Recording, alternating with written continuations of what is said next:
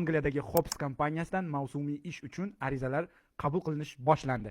Keling buni birga to'ldiramiz. Bu yerda siz birinchi sahifada ko'rib turganingizdek maxfiylik siyosatini qabul qilishingiz kerak bo'ladi. U uchun krugliy galochkani bosib, следующий tugmasini bosamiz. Keyingi ilovada Hobbs kompaniyasi Buyuk Britaniyada mavsumiy ish dasturida ishlash butunlay bepulligini aytyapti. Buni o'qib bo'lganimizdan keyin bunga ham следующий tugmasini bosamiz. Keyingi etapda biz ismimiz, familiyamiz xuddi zagran pasportdagidek yozamiz.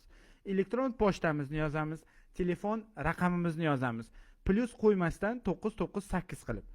Data рождения, то есть tug'ilgan kun, oy, yilni yozamiz. Область проживания, yashab turgan yoki tug'ilgan joyingizni ko'rsatasiz.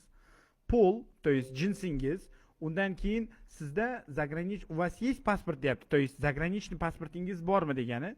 Ha tugmasini bosib bo'lsa, zagran pasportni seriya raqamini kirgizamiz. Kimdadir FA, kimdadir FB deb boshlanadi. Kimda agar bo'lmasa, yo'q tugmasini bosamiz.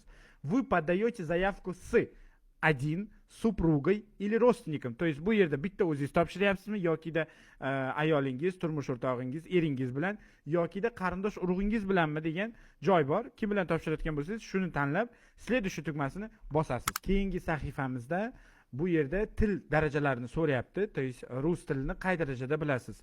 Rus tilini bilasizmi degan joyga da, qay darajada bilasiz? Базовый, средний, продвинутый tanlaysiz. Angliskiy bilasizmi? Ha bo'lsa, hani qo'yib, qay darajada bilishingizni to'g'rilab tanlaysiz. Работали ли вы в Великобритании? То есть Angliyada bundan oldin ishlab ko'rganmisiz? Ha bo'lsa, ha tugmasini bosib, qaysi kompaniya orqali ishlaganingizni ko'rsatasiz.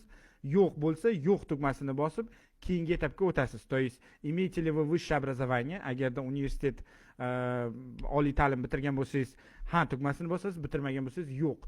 Водительские права, то есть pravangiz bo'lsa da, bo'lmasa yo'q.